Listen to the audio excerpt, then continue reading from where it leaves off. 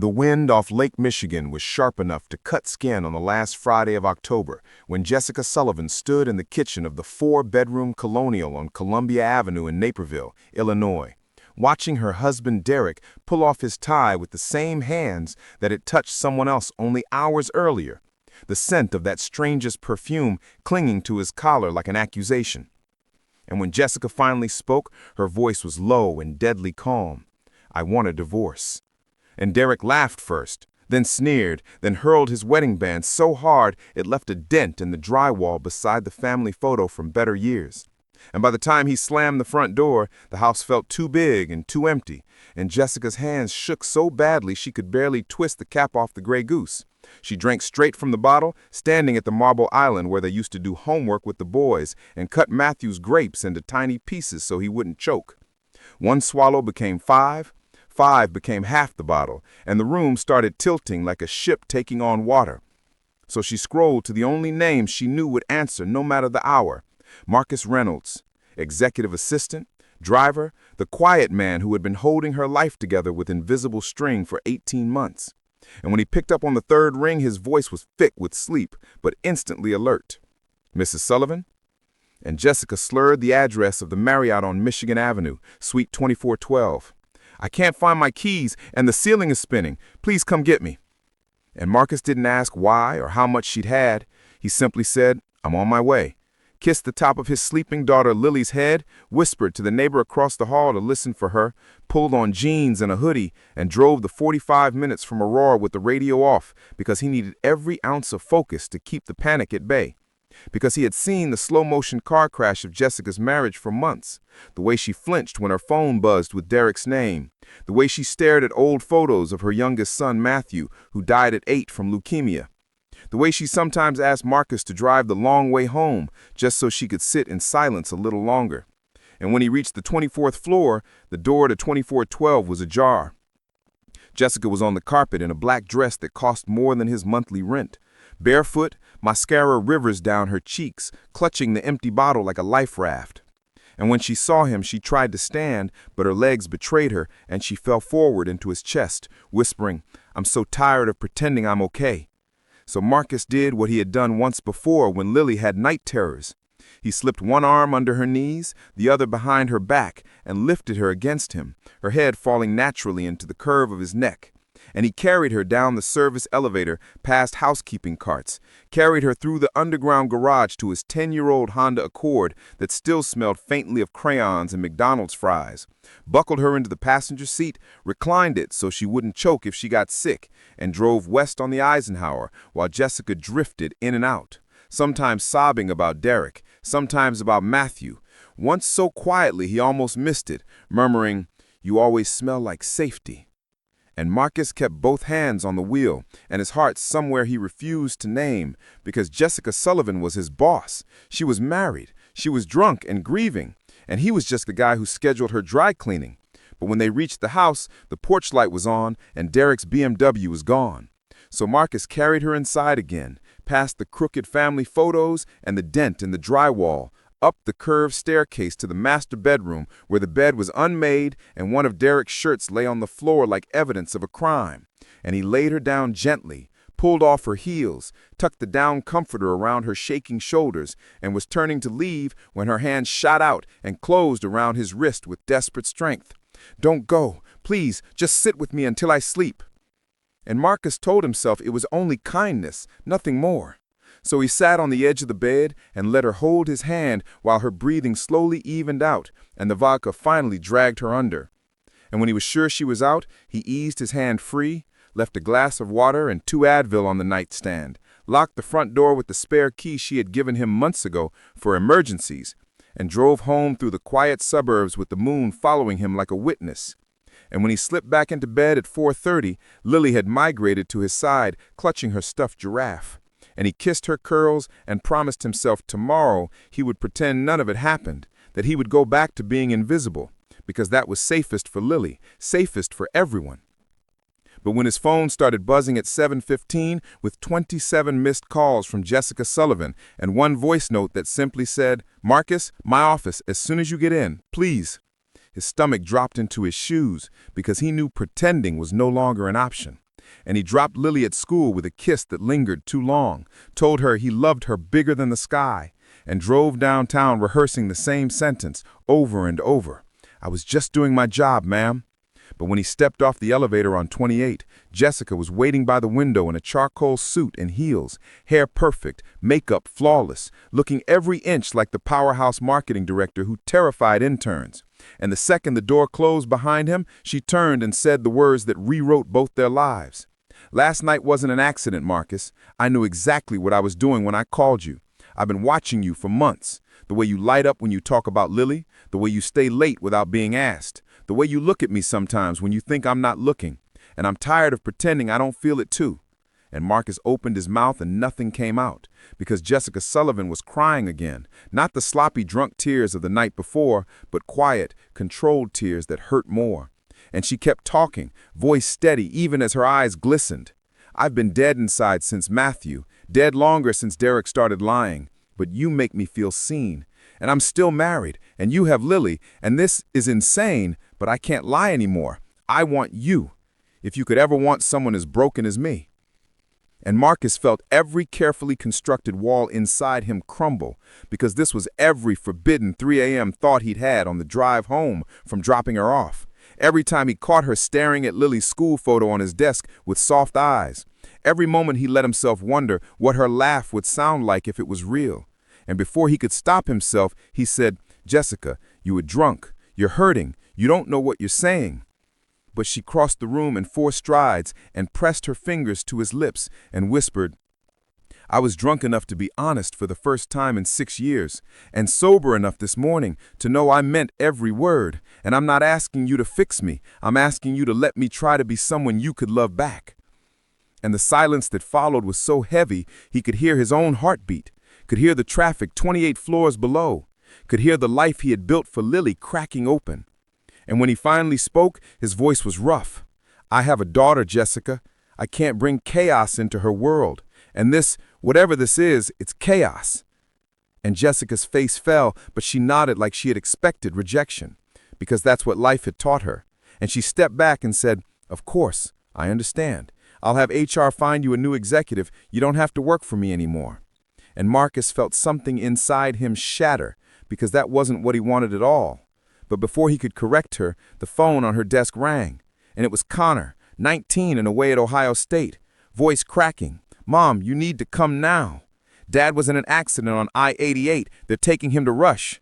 And suddenly the air left the room. Jessica grabbed her coat, Marcus grabbed his keys, and they ran for the elevator together, because some things are bigger than secret confessions and impossible love. And as they sped west on the Eisenhower, with Jessica clutching the door handle white-knuckled, Marcus realized that whatever happened next, whether Derek lived or died, whether Jessica ever spoke those words again, their lives were now permanently tangled. And there was no transfer, no going back, only the terrifying, beautiful truth that sometimes the person who catches you when you fall ends up falling with you.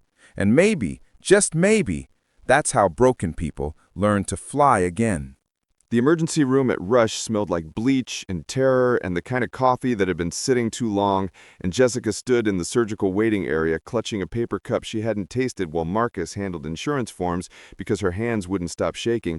And when the surgeon finally came out in blood-speckled scrubs and said, "He's stable, we removed the spleen, he lost a lot of blood but he's in recovery," Jessica's knees buckled and Marcus caught her before she hit the tile, holding her up the way he had the night before, only this time she was sober, and the tears were guilt and relief mixed, and she kept whispering, "I wanted him gone, but not like this," and Marcus didn't know what to say, so he just held her tighter until Connor and Brendan burst through the doors, both boys tall like their father, both looking terrified in college hoodies and yesterday's clothes, and when Connor saw his mother crying in Marcus's arms, his eyes narrowed, but Brendan just walked straight into her embrace and held on like he was still small enough to fix everything with a hug. And eventually, they were allowed to see Derek 2 at a time. Jessica went first and came out 10 minutes later looking like she had aged a decade, face gray, lipstick chewed off, and she told the boys, "He's asking for you," and when Connor hesitated, she added, "He's still your dad. Go." And they did, leaving Jessica and Marcus alone again in the fluorescent quiet, and Jessica said so softly only he could hear he was driving to his girlfriend's apartment to end it, to tell her he was coming back to me. That's why he didn't see the semi. And Marcus felt the words like a physical blow, because guilt is a living thing and it was eating Jessica alive. And he wanted to tell her it wasn't her fault, but before he could, the doors opened, and Derek's parents, Carol and Ron, walked in, looking every day of their 70 years. And the second Carol saw Jessica, she started screaming, "You did this, you and your drinking and your fighting." And security had to escort her out while Ron just stood there silent with tears cutting tracks through the stubble on his cheeks, and Jessica didn't fight back, didn't defend herself, just took it because part of her believed Carol was right, and Marcus stepped between them and said, "This isn't helping anyone." And Carol spat, "Who the hell are you?" And Jessica answered before he could, "He's the man who's been keeping me alive for the last year, so show some respect." And the waiting room went dead quiet, and that was the moment Marcus understood there was no going back to being just the driver, not after Jessica claimed him in front of everyone. And the next months blurred into hospital visits and tense family dinners and learning how to change colostomy bags. Derek came home wheelchair-bound with a new humility none of them knew what to do with, and Jessica moved into the guest room because she couldn't share a bed with him anymore, but she couldn't leave either, not while he was relearning how to walk. And Marcus kept showing up every morning at 7 to drive her to work because she refused to let Derek see how much she still needed someone, and every evening he drove her home, and every night she'd texted, "Thank you for today," and he texted back always because it was true. He always would be there. And Lily started asking why Mrs. Solomon came to every school play now sitting in the row behind them, and why she brought homemade snickerdoodles that tasted like the ones Mom used to make before cancer took her, and Marcus didn't have safe answers, so he just said, "She's going through a hard time, baby." And Lily, being Lily, said, "Then we should keep helping her until she's happy again." And Marcus's heart broke a little more because his daughter was already better at love than most adults. And one Thursday in early December, Jessica asked Marcus to drive her to Rose Hill Cemetery instead of the office. And when they got out of the car, she led him through the rows of headstones to a small granite marker that read Matthew Derek Sullivan, beloved son and brother, 2008-2018. And she laid a red poinsettia on the frozen ground and said, "This is why I stayed with Derek, even after I knew he was cheating, because we lost our little boy, and I thought if we divorce, it would mean Matt died for nothing, but staying killed me slower." And Marcus stood there in the wind with tears freezing on his lashes because he understood grief that reshapes you, understood clinging to broken things because letting go feels like betrayal. And when Jessica turned to him and said, "I filed the papers yesterday, it's really over this time," he didn't ask if she was sure, he just opened his arms and she walked into him, and they stood among the graves holding each other like two people who had finally found the only safe place left in the world. And that night Derek called Marcus, voice hoarse from pain meds, and said, "Take care of her, Reynolds. She deserves someone who won't leave." And Marcus wanted to hate him but couldn't because Derek sounded like a man who had finally seen the wreckage he'd made. And Christmas came with forced cheer and separate celebrations. Jessica spent Christmas morning with her sons and Christmas night at Marcus's tiny apartment eating lasagna and watching Lily open the art set Jessica had bought her. And when Lily fell asleep on the couch, Jessica kissed Marcus for the first time, soft and slow and tasting like tears and hope, and he kissed her back like a man who had been underwater for years and finally found air.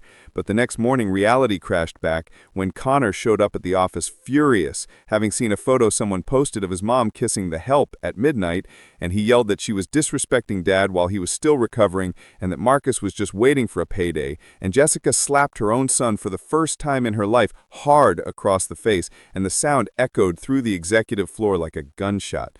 And Connor left with a handprint on his cheek and hatred in his eyes, and Jessica locked herself in her office and cried until there was nothing left, and Marcus stood outside the door helpless because some wounds you can't carry for someone else.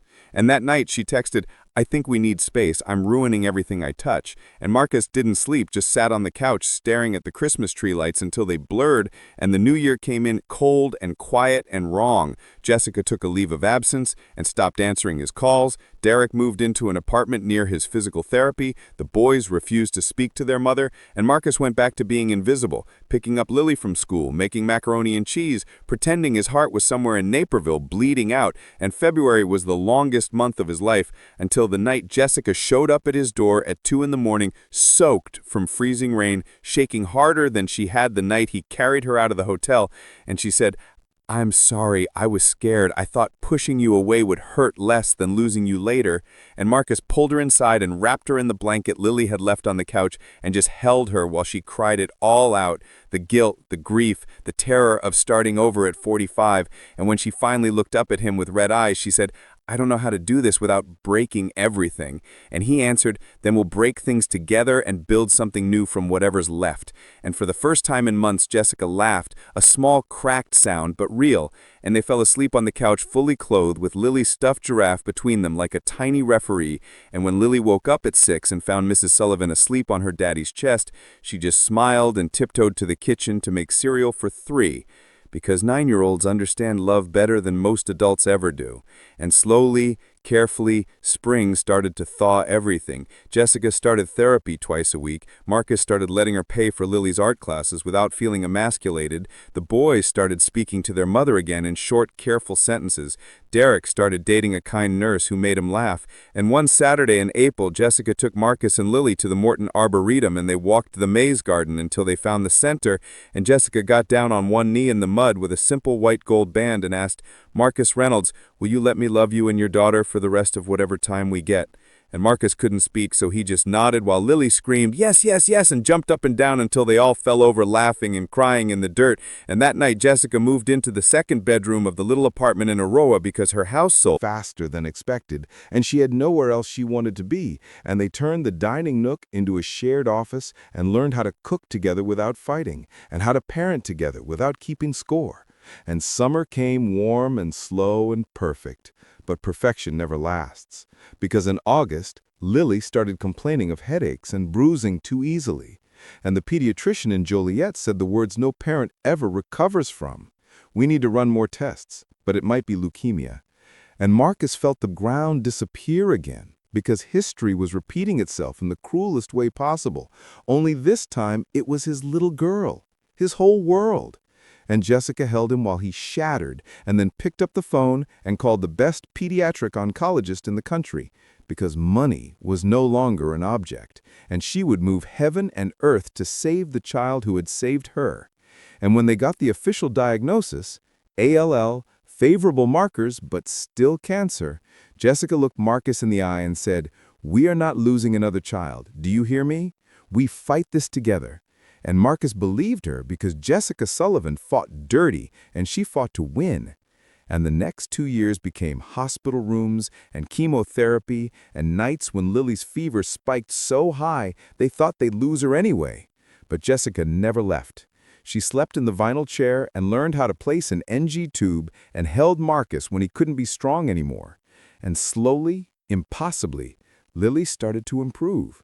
Hair growing back soft and curly, energy returning in small, bright bursts, and on the day she rang the bell at Lurie Children's Hospital, Jessica and Marcus stood on either side of her holding her hands while the entire floor cheered. And Lily looked up at Jessica and said, "You're my mom now, right?" And Jessica started crying so hard she couldn't answer, so she just nodded. And later that night in the parking garage, Jessica told Marcus she was pregnant. 12 weeks. They hadn't planned it, had barely had time to breathe, let alone make a baby, but there it was, a tiny heartbeat on an ultrasound photo she pulled from her purse like a magic trick. And Marcus laughed and cried and knelt right there on the oil-stained concrete and kissed her stomach and thanked every god he didn't believe in for second chances he never thought he deserved. They got married quietly in October in the backyard of the new house they bought together in Wheaton, just Lily and the boys and Derek, who walked Jessica down the aisle because some families are made, not born. And when the judge asked if anyone objected, Derek raised his glass and said, "I object to anyone hurting her again, including me." And everyone laughed through tears, and Lily carried the rings in a box she painted herself with tiny tulips because those were Jessica's favorite. And when Marcus kissed his wife for the first time as her husband, he tasted salt and champagne and hope so fierce it could power cities. And 9 months later, Grace arrived, screaming into the world with Jessica's eyes and Marcus's stubborn chin. And life became the beautiful ordinary they had both stopped believing in. School drop-offs and soccer practices and Friday night pizzas, and Jessica running the company from home when Grace was tiny, Marcus becoming the stay-at-home dad he never imagined he'd be. And they were happy. truly happy, until 17 years after that hotel night, Jessica started forgetting little things, where she put her keys, the names of new clients, then bigger things, and the neurologist at Rush said the words that stole the air from the room. Early onset Alzheimer's, aggressive, and suddenly the ground disappeared again. Only this time there was no fighting it. No chemotherapy, no bell to ring, just the slow, cruel theft of the woman who had fought so hard to become whole. Marcus quit his job the same day and turned their bedroom into a sanctuary of soft light and familiar smells. Learned to cook her favorite chicken piccata even when she couldn't remember the name. And Lily moved back home from her residency in Boston to take the attending position at Lurie so she could be there every night. And the boys flew in as often as they could, and Derek sat with Jessica on the porch swing for hours talking about the good years before everything went wrong, because sometimes she remembered those better than yesterday. And Grace learned how to braid her mother's hair and read her the same picture books over and over because repetition was comfort. And Jessica's decline was mercifully fast, 3 years from diagnosis to the morning she looked at Marcus with suddenly clear eyes and said, "I waited for you that night at the hotel. I knew you'd come." And he held her hand and told her, "I will always come for you." And she smiled the smile that still made his chest tight and slipped away while Lily played the lullaby Jessica used to sing when Grace had nightmares. And the funeral was held on a golden October day, almost exactly 17 years after the night that started everything. And they buried her next to Matthew under a sugar maple that turned the color of her favorite lipstick. And Marcus stood there in the same black suit he wore to Lily's graduation, feeling like the luckiest and unluckiest man alive, because he had been loved by Jessica Sullivan for 20 extraordinary years, and now the rest of his life stretched out without her. And when everyone else had gone, Lily took his arm and said, "She left something for you," and handed him a letter in Jessica's handwriting, dated the week before she couldn't write anymore. And Marcus waited until he was home, sitting in her favorite chair, before he opened it. And the letter said, "My dearest Marcus, if you're reading this, I'm already dancing somewhere without pain, and I need you to hear me. You saved me more times than I can count, but the greatest gift you gave me was letting me save you back. Let me love you. Let me be Lily's mom and Grace's mom and your wife. And I regret nothing except the years we didn't have. So promise me you'll keep living. Keep taking Grace to soccer, and walking the dog we never got around to adopting, and eating the lasagna too spicy because that's how I always made it. And when you're ready, and only when you're ready, let someone else love you, because you deserve it. You deserve everything. And if I know you, you're crying right now. So stop it, Reynolds. That's an order from your boss. And know that every single day I was yours, I was grateful. I love you beginning, middle, and end. Always, Jessica." And Marcus cried until there was nothing left, and then he folded the letter and put it in his wallet, where it lived for the rest of his life. And he kept every promise. He coached Grace's team, and burned the lasagna, and planted tulips every spring. And on the anniversaries, he took the kids back to the lobby of the Marriott in Chicago. Not Suite 2412, because that floor had been renovated, but to the same spot where he once carried her. And they drank terrible coffee and told stories about the woman who taught them all how to be brave. And 10 years later, when Grace brought home a quiet boy with kind eyes, who looked at her the way Marcus once looked at Jessica, Marcus gave them the beach house in Portugal for their honeymoon, and told them to make new memories loud enough to drown out the old pain. And on the morning Marcus turned 80, Lily found him in the garden, planting tulips, Jessica's favorite. And he looked up at her and smiled and said, "I think today's the day." And she knew what he meant, because they had been waiting for it. And she sat with him on the bench while Grace brought coffee and the great-grandchildren played tag through the flowers. And Marcus took Lily's hand and then Grace's and said, "Tell your mom I'm on my way." And he closed his eyes with the sun on his face and the smell of turned earth in the air. And when they buried him next to Jessica, the headstone read, "Marcus Reynolds, beloved father, husband, and the man who always came when called." And underneath, in smaller letters, Jessica had chosen years earlier, "Together again. No more waiting." And on quiet evenings when the light is just right, people walking through Rose Hill swear they can see two figures sitting under the maple tree, a woman with silver-streaked hair, laughing at something a gentle man whispered, their hands intertwined the way they were the night everything began. Proof that some love stories don't end with death, they just change location. And somewhere beyond the place where tulips bloom out of season, Jessica Sullivan finally got her slow dance with the man who carried her home. And this time, no one ever had to let go.